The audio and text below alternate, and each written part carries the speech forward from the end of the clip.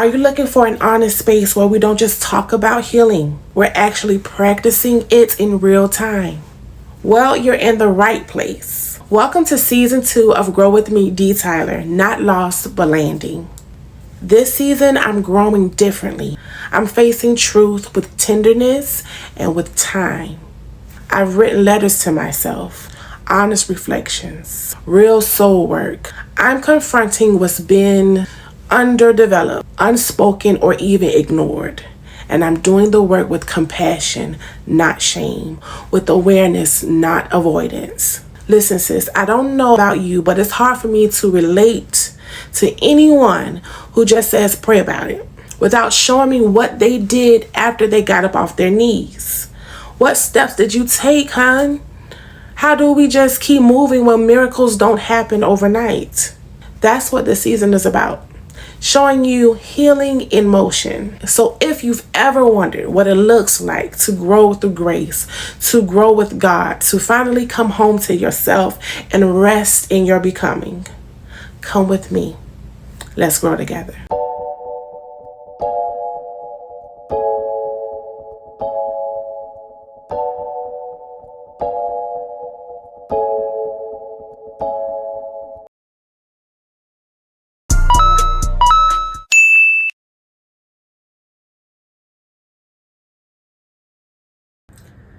Creativity makes my life colorful. Creativity helps me to be an optimist. I'm optimistic about a lot of things. I am solution oriented. Creativity allows me to see that if there's a problem, there's something that we can do to kind of work it out. I also see art in everything. I do know it's because I was created. I am creative. It's a part of me and it's a part of everyone, no matter if they would like to think so or not. But our gifts make us creative in different spaces. Creativity has always been the lens that helps me to notice what others may overlook sometimes. And it allows me to find meaning in small moments and hope in like the hard seasons of life. Even when my body struggles, creativity always gives me a way to express what I cannot fully explain through words. It helps me to see that there is beauty in progress, in quietness, seeing beyond the surface. Every moment I'm a creative.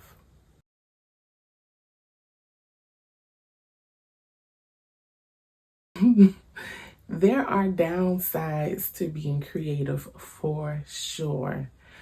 One of the hard places of creativity is that people often assume that creative people can just do it automatically.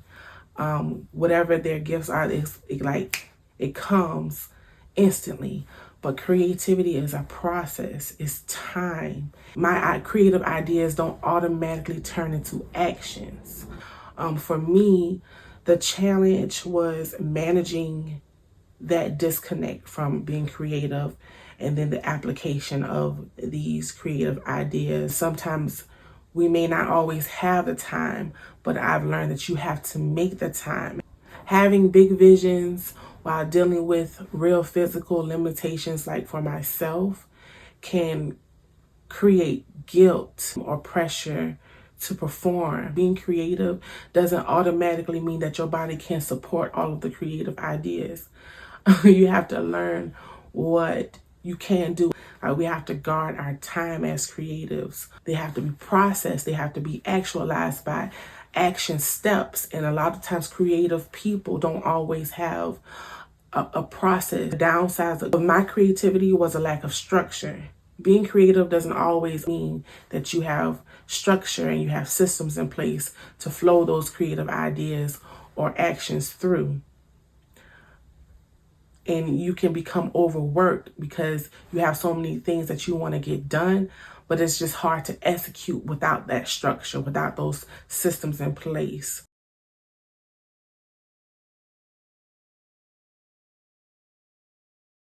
I would tell anyone who's creative, your pace is personal.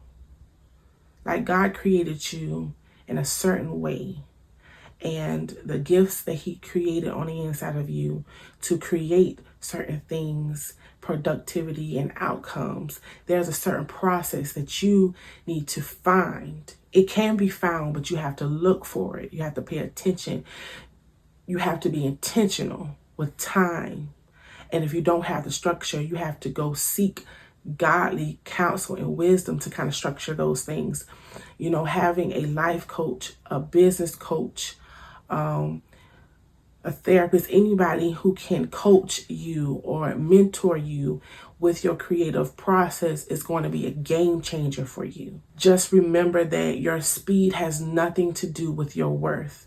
Like, you may not produce things as quickly as other people may produce things into that. That's not what your focus needs to be. Some of the most meaningful work grows in seasons that feel slow. It's a tender time. Things can feel a little uncertain, but just stick with it. Stick with the process. Give yourself permission to honor your body, your rhythm, and your learning capacity. Small steps count. And it was the hardest thing for me to realize for myself, that small steps count. Rest counts. Listening to your body counts. You're not behind. You are becoming. And the thing that I need creative people to know is that becoming rarely looks fast, but it always looks faithful. Stay faithful to God and faithful to the creative gifts He's giving you. And your faithful, good stewardship is going to make room for you. One of my favorite takeaways from my life coach is, when you're prepared and you meet the opportunity, that's when you can be successful. Don't be discouraged. Everything that you do that's structured and forward moving is going to count. It's going to count. Just continue in the process. And I guarantee that you're going to be just fine. You're going to get the rewards of hard work. I remember sitting at a graduation program, and one of the young people said that his favorite quote was, "Hard work will always beat creativity." And that changed my life, because I was frustrated as a creative person because I had all of these different things going on, but something that I lacked wasn't necessarily hard work, but the hard work in creativity, because I was working hard at certain things in my life, but I didn't have a follow through. It was hard for me to finish what I started because I would put so much work into it in the beginning. It was draining myself, and I wasn't spreading out the work in a wise way. So I was creating burnout for myself. Hard work is consistency. I knew that I had issues in that area, so I created a village around me, a village of support to help strengthen that part of my life, to help me with that area that I was weak in. Find the weaknesses and then get help to get those things strengthened, and you're going to be just fine. It's okay wherever you are in your creative process. Just know that it is a process. And when you focus on the daily routine and not the finish line, you'll get to the finish line quicker than you expect. Dear girl who believed your creativity would carry you. You are gifted, bright, a visionary. You had notebooks full of ideas and dreams that felt holy. But no one told you that vision alone wouldn't be enough.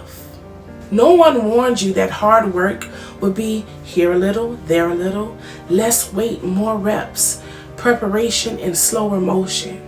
You didn't know that hard work was in the consistency of every day, that it's respected and valued in rooms where your creativity would be considered, but your hard work ethic would be the deciding factor.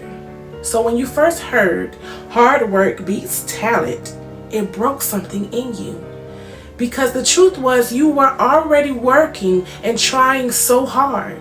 But your hard looked a little different. It looked like fighting pain no one could see, explaining tired that sleep could not fix, carrying the diagnosis like PCOS, rheumatoid arthritis, and chronic fatigue, making every task feel like a mountain, feeling trapped in this body, too young to feel so old. And even then, your hard work didn't feel like it paid off. It left you feeling empty, standing at dead ends because life itself was just hard. And the work of simply surviving was even harder. There was no payoffs, only more disappointment because you didn't have the right formula. You only had endurance, and even that felt fragile. You didn't want pity. You wanted help. You wanted people to understand. Understand that when you moved a little slower, it wasn't laziness, it was survival. That when you couldn't push through, it wasn't weakness, it was self-preservation. But still, you hated yourself for not being able to be better or rise to the expectations of others. You heard your own voice telling you only you can change you. And then you felt ashamed for how hard that change would be, because it felt so remedial, the steps that you would have to take. You were a little embarrassed about having to unlearn and relearn the basic skills that you should already have had, or so you thought. But I want you to hear me now. You are not lazy. You are not an excuse. You are not your diagnosis. You are a fighter. You are a miracle in motion. And every day that you rise is a victory. It's not a failure. Every time you create, even in pain, you push back against that darkness. You can do hard work because you've done hard work. You have overcome the hard of others' expectations and your own self-doubt. You have been doing this work every day, just not that kind of hard that gets in your own way, that self-sabotage hard work. So let me tell you something else. Hard doesn't cancel grace. Here's what you didn't know then, but you know now. Awareness is only the beginning, but application is where you have found freedom. You learn to study your body. You have started honoring your limits. You listen to your rhythms. You learn that pace is personal and survival is not shame. You have learned to stop hiding your struggle and let people help you. You have learned accountability. The kind that didn't shame you for slowing down, but held you up steady when you started slipping back into old patterns. The accountability that reminded you to take your vitamins, pace your energy, drink your water, rest when your body is whispering rest, and celebrate small wins like they were huge milestones. You learned consistency not through force, but through community. Slow is not bad. Slow has become wisdom, and gradual is graduation. You learn that becoming requires pacing, and pacing requires patience with yourself, your body, your healing, and your process. So take your time. Be gentle with your body. Nurture your mind, and never ever confuse survival with shame again. You are still becoming, and becoming looks like this too. Love, the woman who's learning to honor her pace.